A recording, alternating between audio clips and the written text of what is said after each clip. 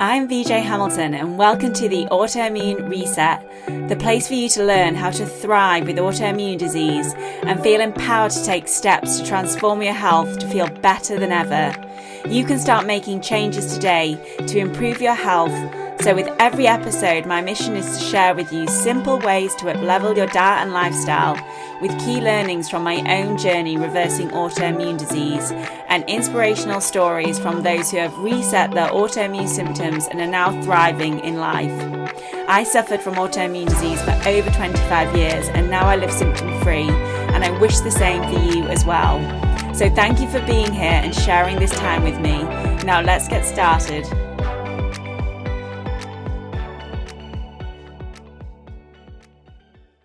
Hello and welcome to today's episode of the Autoimmune Reset podcast.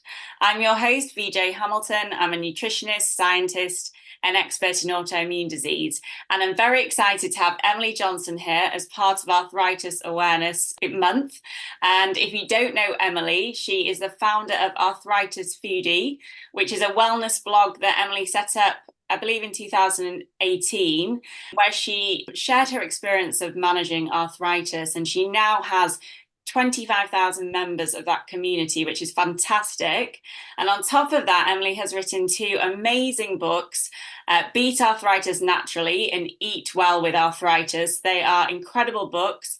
Emily had lots of experts that helped her on those books, but she also shares her story. But on top of that, there's lots of delicious, healthy recipes as well. So if you don't have those books, certainly check them out because they are so helpful, whether you have arthritis or another form of autoimmune disease. So welcome, Emily. Thank you so much for being here. I'll hand over to you to introduce yourself in a bit more detail, and then we can dig into your personal story in a bit more detail. Oh, brilliant. Thank you so much, BJ, for having me. And what a wonderful introduction. I'm not sure if there needs to be anything else to say.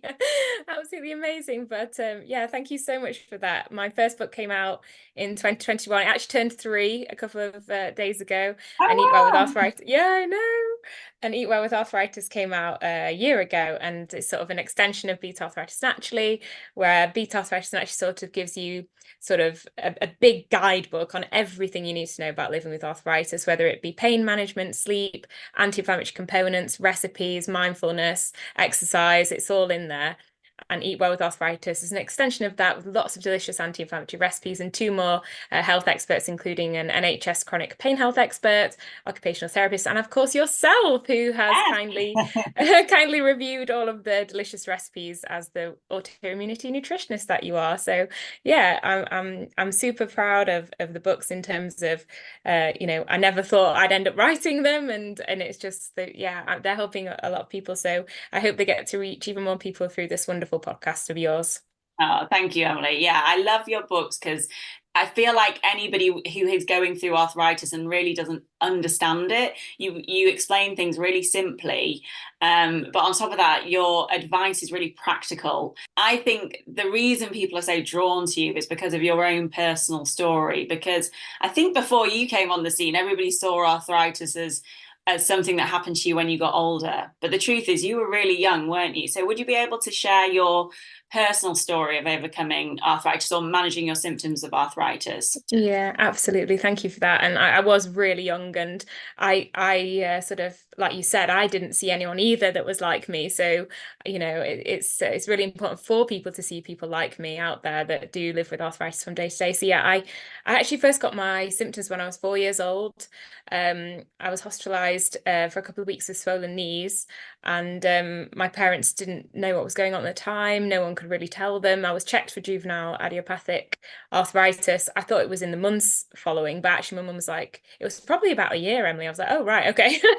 So I was checked for juvenile arthritis, and sort of nothing came of it. And I mean, the fluid in my knees went down, and I sort of was a happy child and kind of went back to normal. And then I say that, your genetics hold the bullets and your environment pulls the trigger. And I was 20 years old. So I always had this sort of susceptibility to getting arthritis. And I was 20 years old and I was quite kind of I'm a bit of a type A personality. I'm always a go-getter doing things, juggling things. And I was juggling a number of things, wasn't really taking care of myself. And I was working as a tutor in Italy. I'd come back, I was working at a bar, as at a hotel. I was seeing my friends doing this and the other.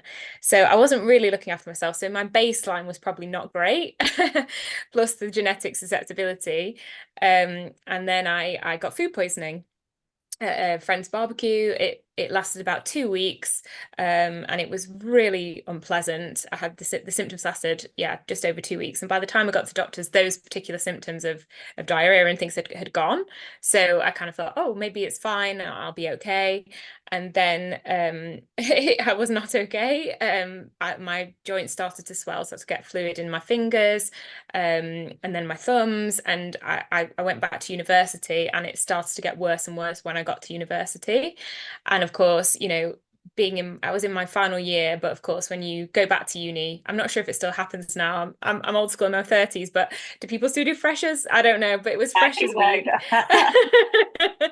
It was freshers week, and I was trying to join in with my friends, but I was just so unwell.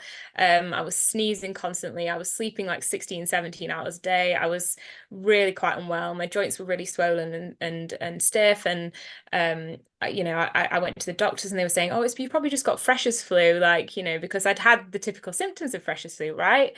Yeah. But I was like, no, but my hands, and I saw several GPs. At one point, I even went to A&E with my housemate, Charlie. She was so sweet.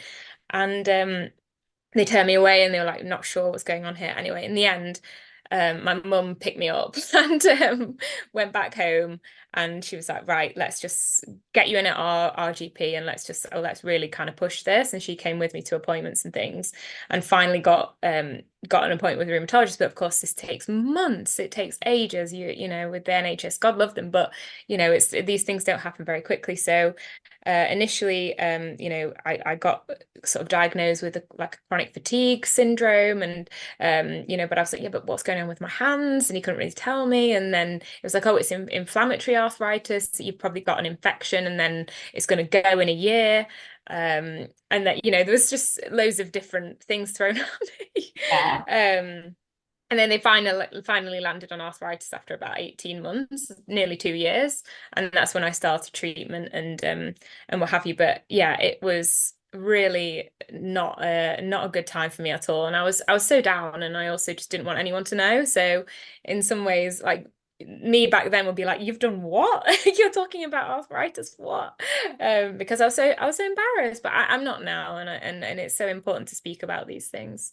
So Yeah, yeah. definitely. What led you to start speaking about these things? Obviously, you started making some changes, didn't you? And you decided to set up the Arthritis Foodie. So it's good that you got over that embarrassment, because I felt the same when I started talking Yeah. about it. You try and hide it for various different reasons, but it's actually great that you've been able to come out and share your experience, because look where it's led you. Oh, yeah.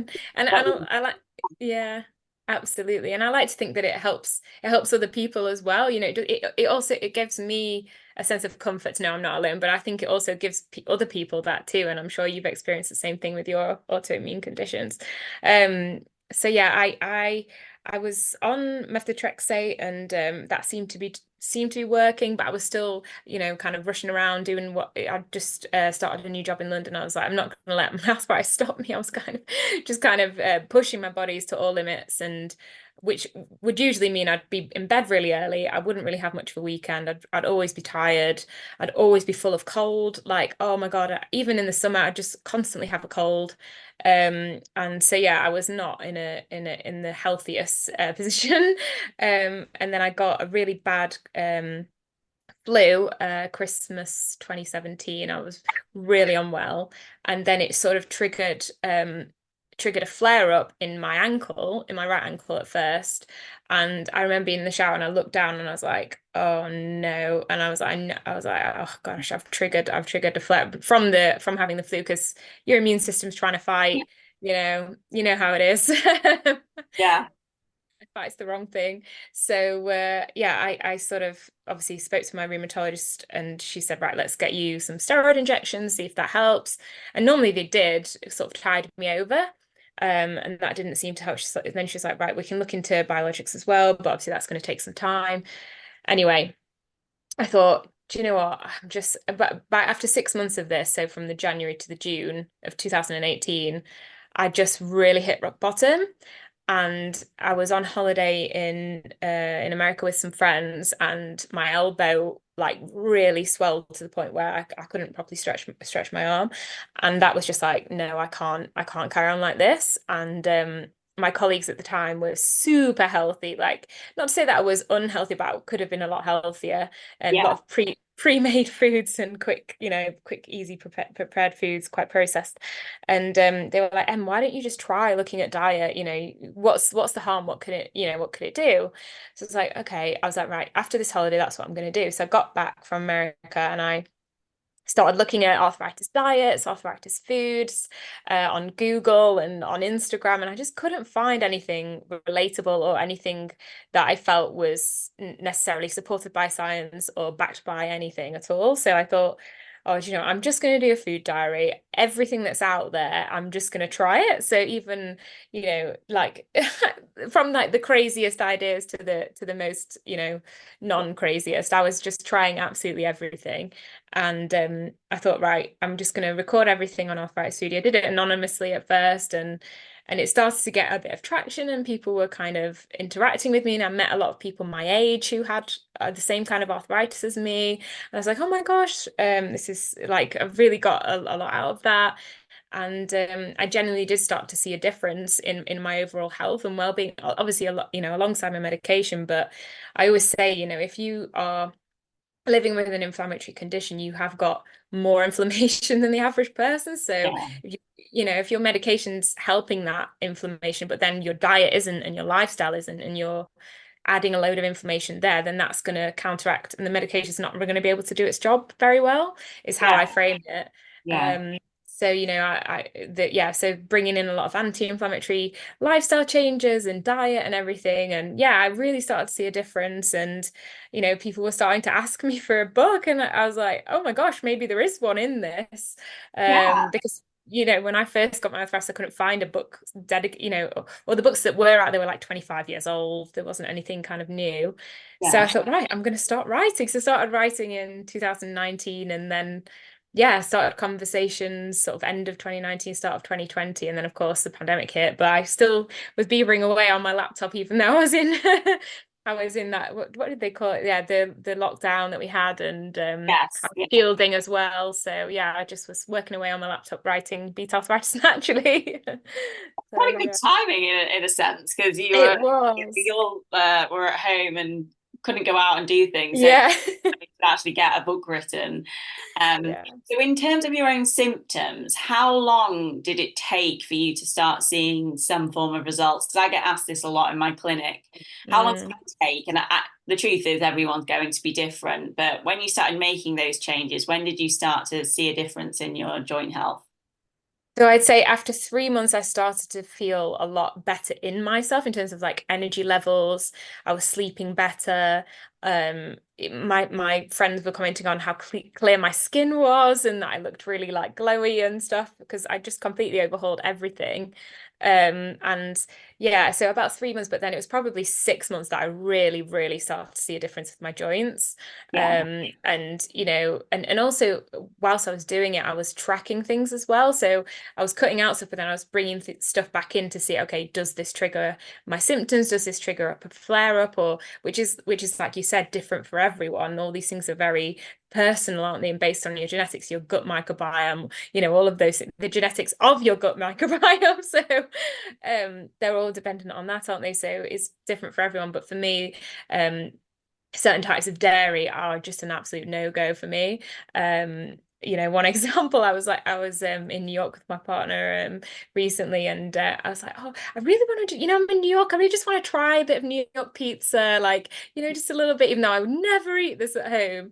And it was just straight away, my joints felt it straight away after eating it. It's like, oh my goodness me. So yeah, picking out the kind of things that I know will flare my joints up by sort of keeping that food diary was just absolutely, yeah, so important. Highly recommend that people do that as well. I mean that I recommend that as well. Was there any were you reading things and that gave you the idea to start tracking things? 'Cause it sounds like you did your own elimination protocol, which is Yeah. great, just to be able to do without any support. So what Yeah. gave you that idea? I don't know. I think I saw something on someone else's Instagram of the like raw diet. I think it was like, or maybe medical medium or something Yeah. like that. I think I saw it might have been medical medium, and I mean, he some of his diets are very extreme, like raw diets and celery juice 5 times a day and things like that. So there's got to be a balance, but I Yeah. think I got it from him. I think I saw him, and also like Deliciella, Dr. Rupi of Doctor's Kitchen, Plant Powered Doctor, like all these amazing doctors and nutritionists that are already kind of doing this kind of work. I thought, oh wow, like there must be something in it. Yeah. And of course, when I was researching to find a nutritionist for my first book, I came across you as well. So you were a lot of inspiration as well. So yeah, it's there's so much out there now, which is fantastic, and so needed. But of course, yeah, in 2018 there really, really wasn't. And especially when I first got my arthritis in 2013, there was nothing out there. Yeah. So obviously this has led you to not only be able to be symptom free, or I know you're managing your symptoms, and we can't ever control what's going to happen to us in our environment, whether we get sick. But you're managing your arthritis really well, aren't you? And that's led to you becoming the arthritis foodie. So how has your illness, because it certainly happened with me as well, but how has your illness and condition led you to doing this amazing work that you're doing now? So I think for me, it's given me a massive purpose, and I think without Arthritis Foodie, I don't know where I'd be or what I'd be doing. I don't think I'd be as happy, and I definitely wouldn't feel as good in my own health as well. And the way you've talked about sometimes you can't control your environment, which is absolutely true. But I think when things do happen, you want to have some element of control and things in your toolbox that you can pick up and use to help you through those times. Because I think when I first had my arthritis in the first sort of 5-6 years, I felt so helpless. I felt completely sort of disengaged from my own body. I didn't want to know, and I sort of handed my personal sort of control over my health to my rheumatologist, to my medicine, to what people were telling me. I was like that, they'll sort it out. If I get a flare up, I'll just get a steroid injection. I don't need to do anything. And I kind of sort of didn't have ownership over my own health. And I think what I try and say with my books and in Arthritis Foodie is, take that ownership of your health. You're living in your body day in, day out. Only you know it as well as you do. No one else is going to know it as well as you do. And no one's going to know how your condition manifests inside you as well as you do. So I think, yeah, I'm really strong on sort of having an ownership of your own health and being an advocate for your own health and learning everything you can about it, because it's so powerful. It really, really is. And yeah, my flare-ups are definitely a lot less than they used to be. And some things I can control, like not having a New York pizza. Um, but some things you can't, like stress. Stress is a huge one for me, and lack of sleep as well is one, when sometimes you can't control those things. Definitely, deadlines or things that you need to Yeah, meet. deadlines. Yeah, all of those things. Yeah, yeah. I think at the point you make, I think almost once you've made that step into kind of health empowerment and actually I'm going to take the reins on my own health now. And that's certainly, I was pushed into it because I was diagnosed with chronic fatigue syndrome and just told that the only option for me was rest. And I had joint problems Yeah. and other things going on. So I just thought, actually, I'm not being given a magic pill here. I'm going to have to work on this, Hmm. get better. And that gave me the motivation, which I'm really glad about. But I suppose when you go to your doctors and they give you medication, there's an interesting fact that I came across recently where 30 to Mhm. 50% of patients who will get medication for arthritis might not see the results that they're looking for through the medication. Yeah, On top of yeah, that, your medication is going to work a lot better when you have those key nutrients and your body is in a much better state for healing. So absolutely. yeah, and I know you're not either. I'm certainly not anti-medication, but actually, you have a choice in everything that you do for your condition. And I think we need to get past that. Well, what's somebody telling me to do? Yeah, Mm, listen to it, take the advice, especially if they're an expert in that particular area, or if your doctor or rheumatologist is telling you. But you have the choice. And yeah, I think what you've said is so important. That to me is like the first step. Then you implement all these changes, like the changes that you recommend in your book, and that can make such a big impact. But you really do need to take that first step. And when clients come to me and they want to work with me, I always give them this readiness for change, and it's a really great document which kind of goes through the different stages of when you are ready to change. And it's good to know that, because I want my clients to get the most value. And if you're not ready for change, maybe you're not at the right point at that point. that is, yeah, that is such a good point. Yeah, such a good point, because I actually just had a memory come back to me. I found my old iPad from like 2014, 2015. I was looking in the notes of it, and I'd written down like foods for inflammation or something, and I'd listed like all these food, yeah, like I can't even remember, what was it, blueberries or not backed by science or anything. I think I'd just seen like articles on the internet, and Yeah, I just pasted it all. But was I ready to do it then? Clearly not. Clearly not. Clearly I was not ready to kind of adjust my diet, adjust my lifestyle. And sometimes, sadly, it takes that really kind of like rock bottom moment for you yeah. to go, do you know what, something's really got to change. And it's only from then that you really start to go, okay, what can I do? And yeah, it has to come from you. No one can do it for you, unfortunately. you But the know. great thing is, and this is where I got started as well, is through books and podcasts. And obviously, Mm. you have your two books. So it'd just be helpful for anybody listening who hasn't got your book to understand some of the key concepts that you share in those books, and what, if you've got any, maybe your top three tips from those books that you can share today with the audience. Because, as I said, I've got both books. I love the recipes in the books, and I love how you set everything out. So it'd be great for you to share that. Oh, thank you so much. Yeah, I think one of my points I've already kind of mentioned quite a lot, but I'm going to mention it again, is about having ownership over your own health. Yeah, That's such a big one for me. And I think, yeah, learning everything you can about your health, about your condition, even about the medication you're taking and what it's doing, what the side effects are doing, and how you can cope with them. I've got a recipe for a really nice mint tea that helps with like the nausea of methotrexate if you are on the tablets.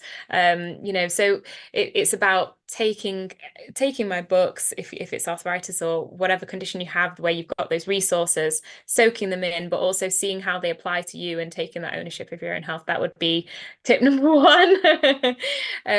Tip number two would be being kind to yourself and being compassionate.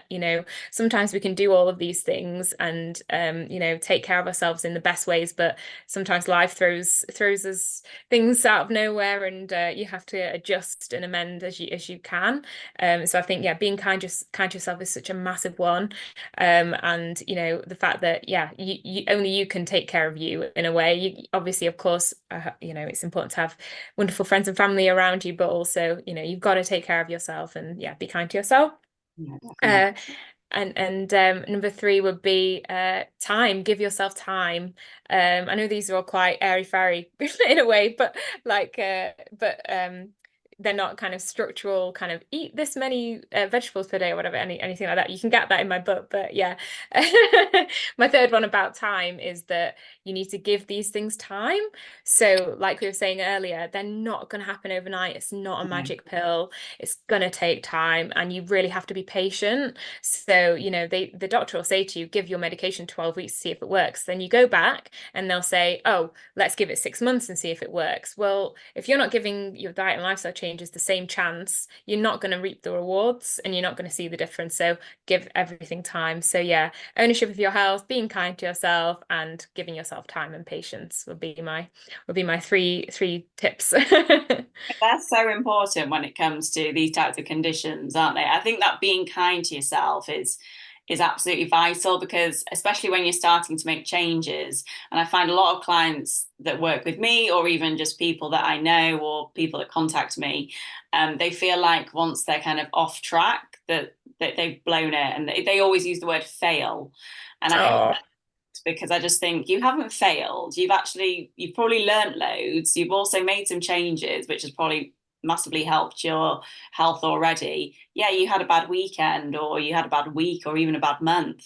But it's all about getting back on track. And as you say, being kind to yourself. And I think we need to watch ourselves with our language a lot of the time. mm, You can really say negative things about yourself without realizing, and yeah, that's never helpful.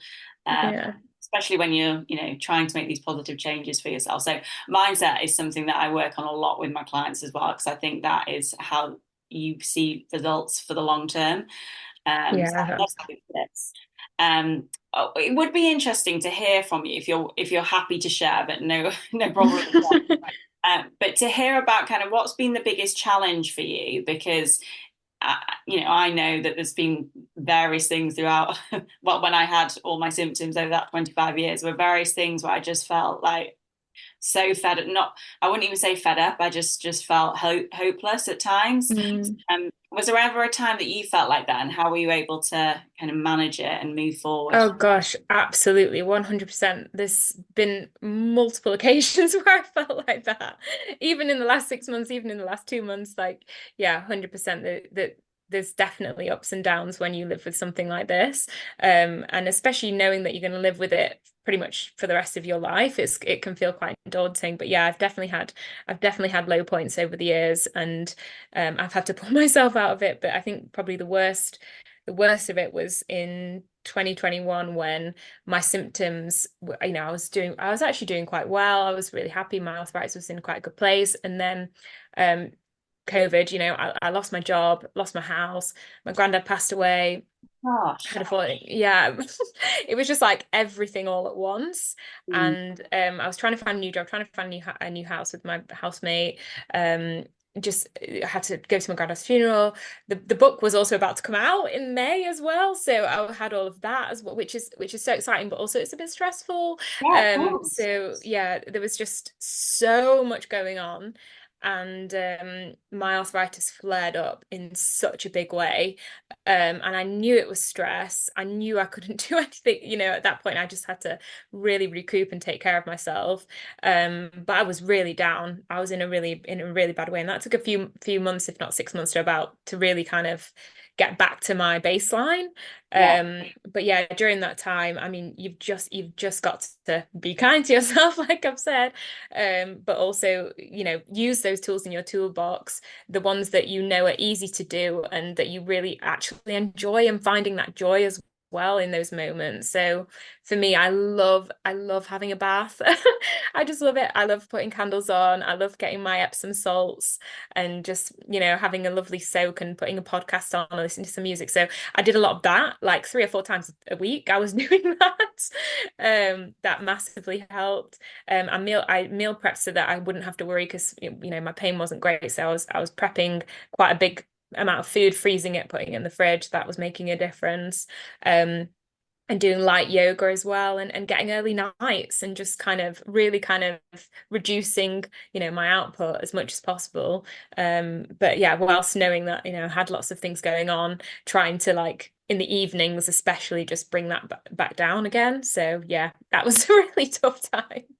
It sounds like you got through it, and actually that's exactly how I would recommend like managing a flare, almost having a list of your favorite things to do, or the things that make you feel relaxed, or the things that give you energy. Have a list of them, because actually when you're in that flare, you might just think, I'm just going to do nothing, but actually Mm, introducing these activities or even just relaxation that's going to help you can make a big difference. And actually, this podcast is called the Autoimmune Reset, but I do have a free handout which goes through my 5-day kind of plan when you go into a flare. Oh, Some of the activities that you've already mentioned, but just in case you need any ideas, I will put or for anybody listening, I'll put the link to that in the show notes. But the other thing I find that people struggle with is diet and actually making those changes. We're living in this world now where there are so many processed foods. We know that there's health conditions that are now linked to ultra processed foods. It's almost, well, I think a lot of the new research is showing that it's almost as bad as smoking. mm-hmm. So if somebody is getting started and, like us both, like different things, that probably doesn't have much time, how is someone best to start incorporating cooking from scratch and experimenting with whole foods? Yeah, I think starting small and starting with what you know, and then gradually building your spice cupboard, your herb cupboard, your freezer essentials, all that kind of thing over time really helps. So I think when I first started, when I completely overhauled my diet in 2018, I was like, right, that's it. And I made like a massive list of everything I needed to buy. Did it all, not all at once, but nearly all at once, and just really wanted to like go for it.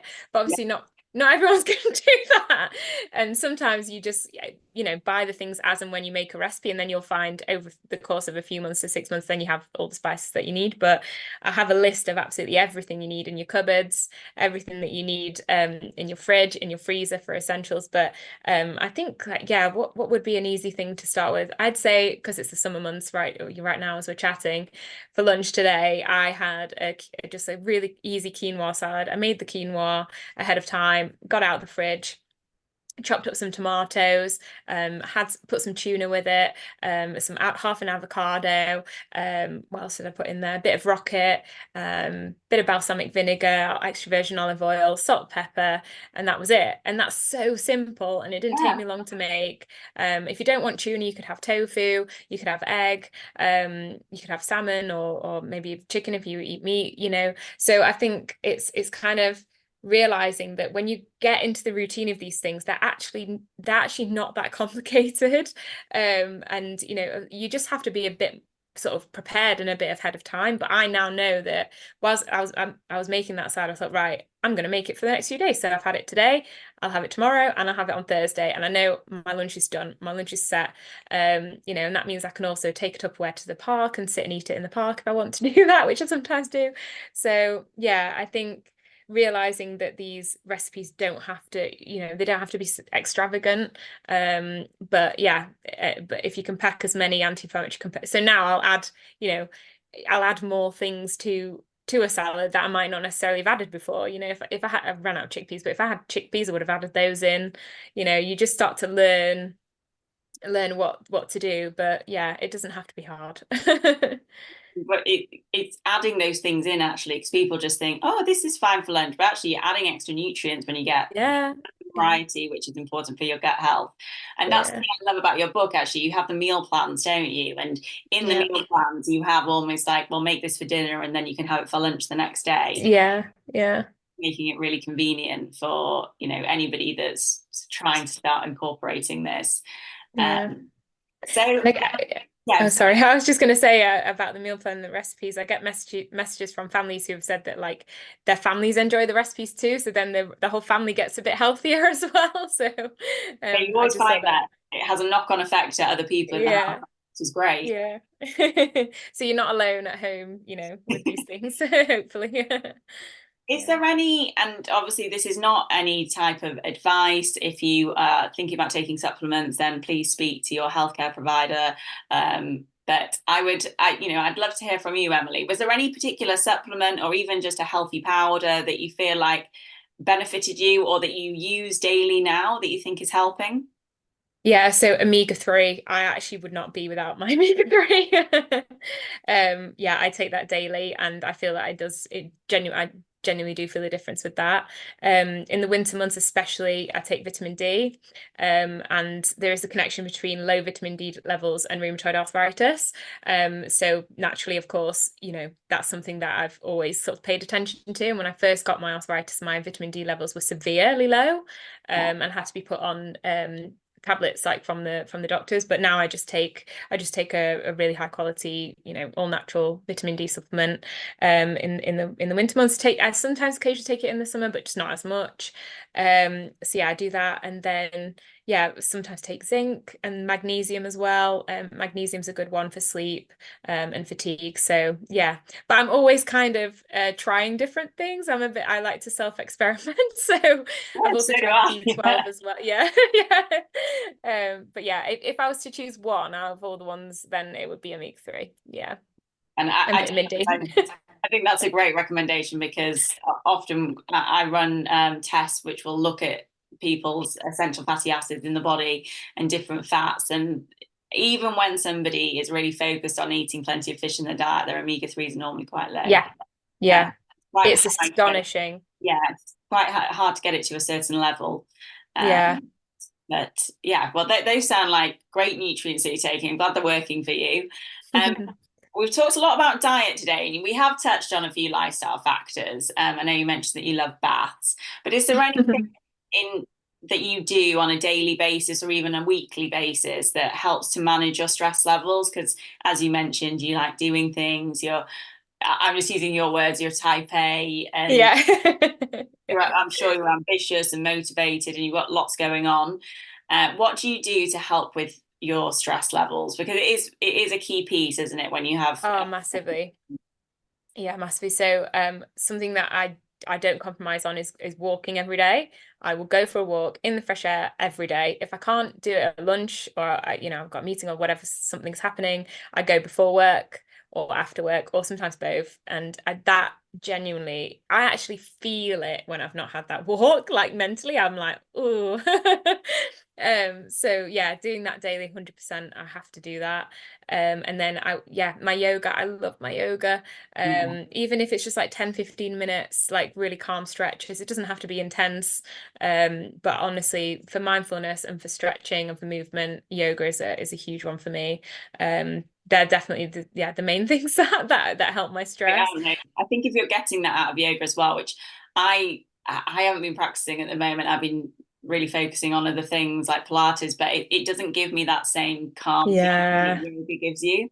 So it's a It's great the one. breathing. It's the Yeah, breathing as well that just, yeah, yeah, amazing. And reading my books at night, reading before bed. That's another one that's like definitely helps my sleep and keeps me calm. love Um, that. A good fiction book on a night. Uh, yeah, yeah. Okay, Exactly. well, thanks so much for being a guest on the podcast, Emily. I've absolutely loved talking to you today, as always. But Oh. could we end just by, if somebody is listening to this podcast, maybe has just been diagnosed with some form of arthritis, what would be your first piece of advice to them? Because you can feel quite lost when you first get diagnosed. Some people feel very empowered actually when they get diagnosis, but where would you point someone to if they've just been diagnosed? Well, I would definitely say you're not alone. That's like the first thing I'd want to tell them because when I first got my arthritis, that's how I felt. I felt really alone, really overwhelmed, and sort of, yeah, just wanted to hide. So that I'd want to let them know they're not alone, and there's so many people living with this condition. And you'll have good days and bad days, but just know that things will get better because the more you know about your condition and the better you feel in your own body, I personally think mentally you will feel better about it over time. So yeah, that would be my main thing to say, and then also go get my books. Yeah, well, that's where I was going to. So, where can everyone find you and Um, find your books and yeah. obviously the community as well that you've got? Thank you, VJ. So yeah, you can find me at Arthritis Foodie across all social media channels. My first book, Beat Arthritis Naturally, is available in pretty much all bookshops. And you can get it on World of Books if you're listening not from the UK. And then Eat Well with Arthritis as well is packed full of delicious anti-inflammatory recipes, lots of colourful pictures as well in this one. So yeah, go check them out. They're actually cheaper when you buy them together, I think, because if there's like usually some kind of discount that Amazon's doing. But yeah, they're my Very books. caring. And Yeah, I love Eat Well with Arthritis. It's such a beautiful book. I mean, I love both books, but I just like to have that on my shelf in my kitchen. Oh, thank you so much. Thank you so much for having me as well, and for being such a wonderful support all these years as well. And I love absolutely everything you do with the Autoimmunity Nutritionist. And yeah, thank you so much for having me on your podcast. Oh, thanks, Emily. I'm sure we'll be doing things together soon, but have a great rest of your week, and I'll speak to you soon. Thank you, VJ. Take care. Thank you very much for joining me today on the Autoimmune Reset. I really hope you enjoyed the discussion, and be sure to subscribe to the podcast so that you never miss an episode. And if you liked it, I would hugely appreciate a review on iTunes, as it helps me understand what you like about the podcast and to help share the information with more people. I'm excited to speak to you next time. And remember, you have the power to take the reins on your health. So keep the faith and celebrate the small wins. Until next time.